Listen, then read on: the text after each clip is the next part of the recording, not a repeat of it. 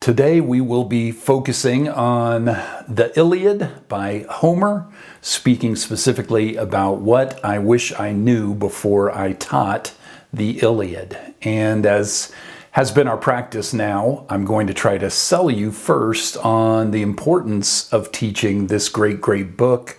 I think there's, especially for people who don't care too much about war, there's a temptation to turn your back on the Iliad and focus only perhaps on Homer's Odyssey.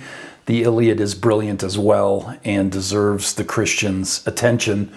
A couple reasons for that. Number one, it's beautiful. I'm going to say it over and over again throughout this series.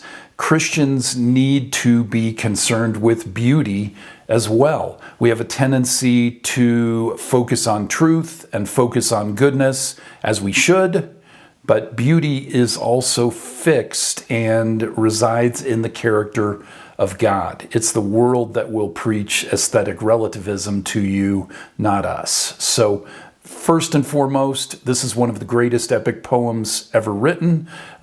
Even non-Christians like Harold Bloom are very able to recognize that this is one of the 10 most important books in history. So we too should delight in the beauty of the Iliad. And then a couple of just specifically Christian components that we should discuss. Number one, the Iliad underscores how important the Christian idea of the underdog is. There is an underdog in the Iliad, he loses. There's an overdog in the Iliad, his name is Achilles, and he wins. And that's the way it works in the pagan mindset.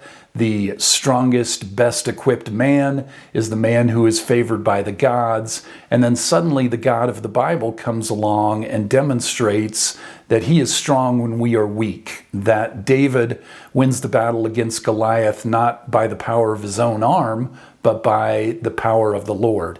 So this idea of the underdog, I would argue, is completely unique to the Judeo-Christian view and really explodes what seemed intuitively obvious to the pagans, which was the gods like the guy that they gave the best body to and the best armor to and the best mind to. And then the Bible comes along and says, no, God is strong when we are weak. For more on that, you can check out my series on the great books, specifically the Ancients, but you don't have to worry about that here. The third reason I think the Iliad is so important is because it helps us to see the hopelessness of the pagan worldview. The pagan worldview has this idea that you need to sacrifice to please the gods, and immediately the question becomes, what can the gods do for you, right? After you've made those sacrifices, what can the gods do for you? And the answer is very little, as you will see in the Iliad. Achilles is always fated to win out. Hector is always fated to lose. You are going to like Hector way more than you like Achilles. You're going to sort of view him as an underdog. It turns out that Zeus likes Hector the most too.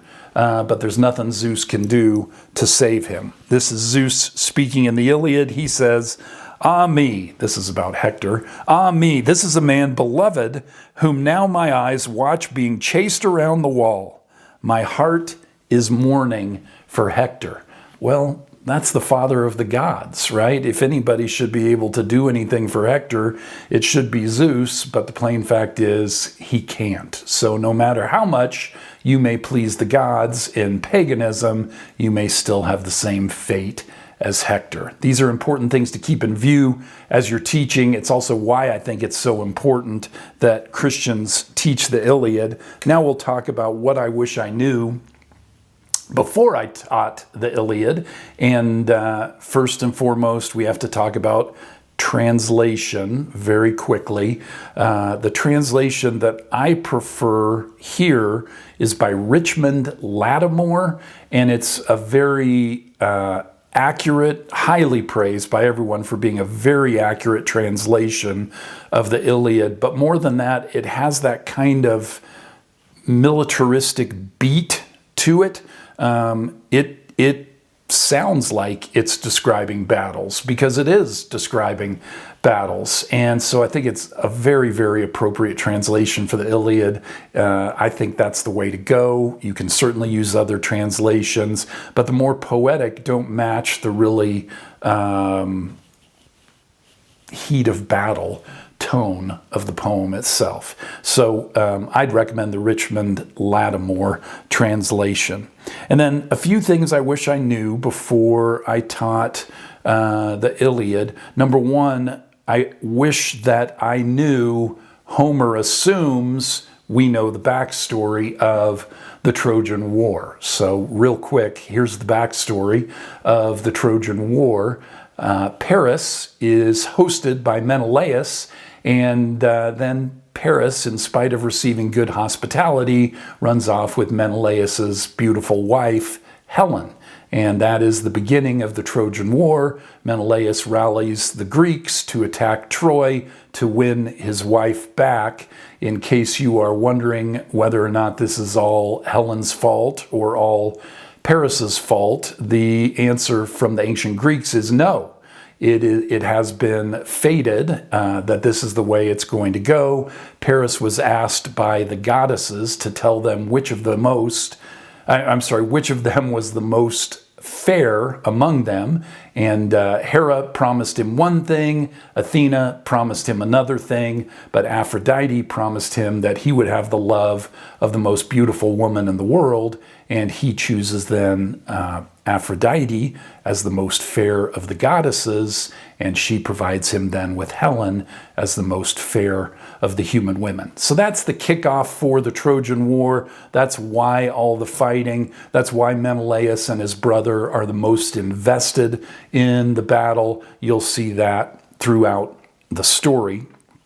The second thing that I think it's important to know in teaching the Iliad is that it does include this idea of judging a person. This is a very pagan idea, very opposite of Christianity. This idea that the way to judge a person is based on what they say and not on what they do.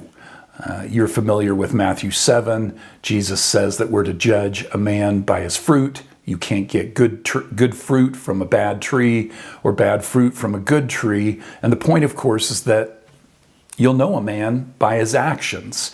But of course, in the ancient Greek view, the gods as cops enforce fate, and fate dictates how you will behave. So there's lots of places in the Iliad where you find Helen saying, I wish I wasn't here. I wish I wasn't with Paris. It's too shameful for me to lie with him.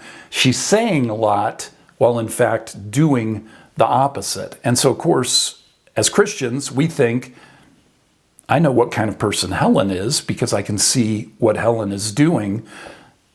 But the plain fact is, in the pagan worldview, we are supposed to believe Helen's word. Helen does regret all of her actions with Paris. She does regret leaving her husband, and because she tells us that, we are supposed to believe her in spite of the way she behaves. So a good teacher can really help students to see how different the pagan view is from the Christian view. The pagan view says, it's my words that matter, which, by the way, wouldn't that be nice, right? I can tell you right here, I'm patient, kind, loyal, brave, all of those things. Boy, wouldn't it be nice if that were true? But in fact, as Christ teaches, you will know a tree by its fruit. Matthew 7. So very different from the pagan assumption. And then finally, it's good to bear in mind, this is really hard to hold on to, that Achilles is the hero of the Iliad. And I know what you're thinking. As you read the Iliad, you're going to think, I don't like this guy. The whole problem is him getting angry about a slight that is really a fairly small slight. But instead he sulks and causes the Greeks to lose men because he stays out of the battle. None of this sounds like hero behavior. Just remember, from the Greek perspective, Achilles is the the hero. He is right to be angry at the slight by Menelaus's brother. He is right to withdraw from the battle. He is right to take vengeance on Hector later on. As part of the modern West, you are not going to believe any of that. Just know that is the perspective from the Greeks. And as you pursue those things and keep those in mind, I think you will be able to teach the Iliad by Homer very successfully. If you want one more sort of ramp up to teaching the Iliad, there is a book called The Children's Homer by Column that I think is very helpful. It's unfortunate that it's called The Children's Homer. It's not really for children. It's for, I'd say, 6th through 8th grade students who then can get the story of the Iliad and the Odyssey in a much more accessible form and then be ready to tackle the more difficult texts of the Iliad and the Odyssey. So that's called The Children's Homer by Column. If you're interested in that, you can go deeper with my Great Books series, and that is What I Wish I Knew About the Iliad by Homer.